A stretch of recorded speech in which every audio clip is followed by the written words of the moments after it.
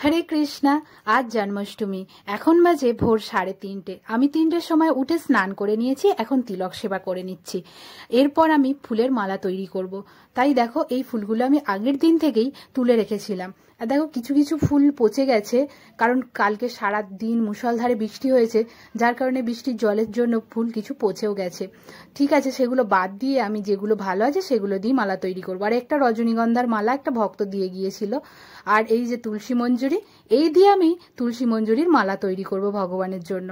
খুব একটা আমি জানি না কিভাবে মালাটা তৈরি করতে হয় তুলসী মঞ্জুরি দিয়ে, তবে যতটা পেরেছি বেঁধে বেঁধে সুতো দিয়ে করার চেষ্টা করেছি, কারণ তুলসী মঞ্জুরির মালা তৈরি করতে তো সূচের ব্যবহার করতে পারবো না, তাই এইভাবে বেঁধে বেঁধে করেছি। অনেকটা সময় লেগে গেছে। মালা গাঁথা সম্পূর্ণ করে আমি গোপালকে তুলে সমস্ত আলেখ্যতে তুলসী পাতা, ফুলের মালা, তুলসীর মালা পরিয়ে দিলাম।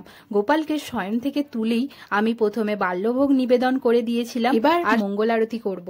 এই মালা তৈরি, ভগবানকে ভোগ নিবেদন, এই সমস্ত কাজ করতে করতে 4:30 বেজেই গিয়েছিল, তাই তাড়াতাড়ি করে আরতি শুরু করে দিলাম।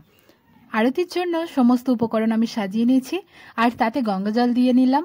এবার যেমন স্টেপ বাই স্টেপ প্রতিদিন আরতি করি, সেইভাবেই আমি আরতি করব। যেমন মঙ্গল আরতিতে সংসার দাবা নললীল রোকো, এই কীর্তনটা করতে করতে আরতি কমপ্লিট করে নিলাম। আর আরতি কমপ্লিট করার পর শঙ্খ বাজিয়ে নিলাম। তারপর আমার গোপালকে দোল দিতে ইচ্ছা করলো, তো দোলনায় বসিয়ে অনেকক্ষণ ধরে দোল দিচ্ছিলাম। আর দেখো এই দোলনাটা আমি নিজের হাতে বানিয়েছি কাঠ দিয়ে। কেমন হয়েছে তোমরা অবশ্যই কমেন্টে বলো। আর তোমাদের যেমনটা বললাম যে প্রতিদিনই এখন বৃষ্টি হচ্ছে, আর দেখো বাইরে কিরকম মুষলধারে বৃষ্টি হচ্ছে। এখন মুষলধারে হচ্ছে না, একটু কমই হচ্ছে, তবে হচ্ছে। এখানে তুলসী মহারানী দেখো বসে কি সুন্দর মনের আনন্দ। আর আজকে তো যেমনটা বললাম আজ জন্মাষ্টমী, আর আজকে সারাদিন উপবাস থাকবো। রাত 12টা পর্যন্ত অভিষেকের পর অনুকূল প্রসাদ পাবো। আর দেখো এখানে এখন বৈকাল হয়ে গেছে, আর বৈকালে আমার মা এখানে অনেক রকমের পদ রান্না করছে গোপালের ভোগ নিবেদনের জন্য রাতে। তো এখন থেকে রান্না না শুরু করলে রাত্রির পর্যন্ত হয়ে উঠবে না, কারণ অনেক কিছুই হালকা হালকা করে অনেক কিছুই রান্না হবে। তো মা এখানে এখন তালের লুচি বানাচ্ছে, তারপর তালের ফুরুলি, অনেক কিছু হবে। তো সেখানে মা এগুলো বানাচ্ছিল, আমি হালকা একটু হেল্প করছিলাম। মাই বেশি অবশ্য করেছে। তো সেগুলোই, তারই মধ্যে কিছু আমি ভগবানকে বৈকালীন ভোগ নিবেদন করে দিয়েছি। বৈকালীন ভোগ নিবেদনের পর সন্ধ্যাবেলা আমি সন্ধ্যা আরতি করলাম। সন্ধ্যা আরতি করার পর আমি দেখলাম যে মা প্রায় অনেকগুলো পদই রান্না হয়ে গেছে, এখানে পরমান্নও হয়ে গেছে, আর কিছু কিছু বাকি আছে।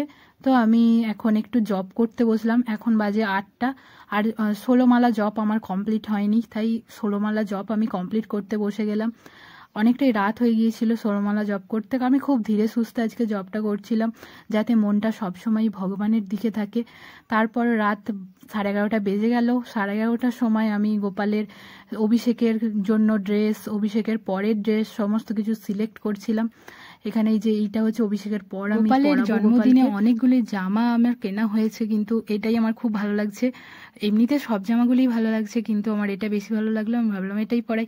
আর এটা অভিষেকের জন্য, অভিষেক করানোর সময় ড্রেস পরাবো। আর এখন 12টা বেজে গেছে, তাই গোপালের ড্রেসটা পরিবর্তন করিয়ে অন্য একটা, ওই যেটা দেখালাম ওইটা পরিয়ে দেব ধুতিটা, আর পরিয়ে দিয়ে অভিষেক করা শুরু হবে। চলো দেখো তোমরা কিভাবে অভিষেক করছি। আর তোমাদের যাদের বাড়িতে গোপাল আছে তোমরা নিশ্চয়ই তাদের বাড়িতে জন্মাষ্টমী মহোৎসব পালন করেছো। আমি খুব একটা বড় করে না করতে পারলেও যতটা সম্ভব হয়েছে করার চেষ্টা করেছি। আর এখানে দেখো অভিষেক করানো আমি শুরু করে দিয়েছি। আমি, আমার মা, আমার বোন, আমরা 3জন মিলেই অভিষেক করাচ্ছিলাম। আর কোনো ভক্ত আসেনি সেদিন, কারণ রাত 12টার সময় অনেকেরই নাকি আসা সম্ভব হয়ে ওঠেনি। তো কারো অনেক কিছু প্রবলেম আছে হয়তো। যাই হোক, আমরা আমাদের বাড়িতে আমাদের গোপালকে এইভাবেই অভিষেক করিয়েছি। ব্যাকগ্রাউন্ডে মা কীর্তন করছিল, করতাল বাজাচ্ছিল। বোন আমাকে এই ভিডিওটা করতে একটু সাহায্য করছিল। আর এখানে আমরা সবাই অভিষেক করিয়েছি, ব্যাকগ্রাউন্ডে কীর্তন। আর এই যে এখনের যে রাতের পরিবেশটা, আর গোপালের অভিষেক, ভগবানের সঙ্গে সবসময় আমরা যুক্ত আছি আজকের দিনটাতে। ভগবানের অশেষ কৃপা, এই যে আমরা নিজের হাতে গোপালকে অভিষেক করতে পারছি, ভগবানের অশেষ কৃপা, না হলে এগুলো সম্ভবই হয়ে উঠতো না। তারপর অভিষেক করিয়ে দিলাম। অভিষেক করিয়ে ড্রেস চেঞ্জ করিয়ে এই যে এই হলুদ রঙের ড্রেসটা পরিধান করিয়ে দিলাম, দেখো কেমন লাগছে আমার গোপালকে।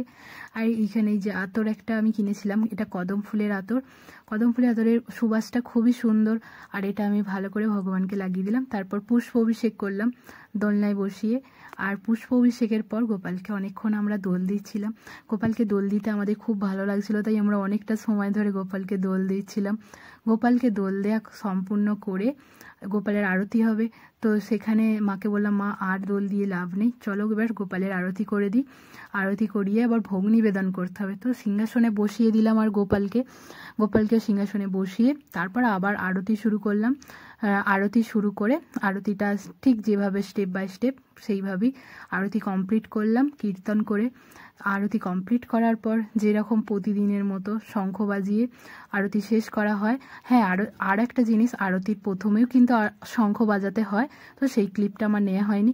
শঙ্খ বাজিয়ে আরতি কমপ্লিট করে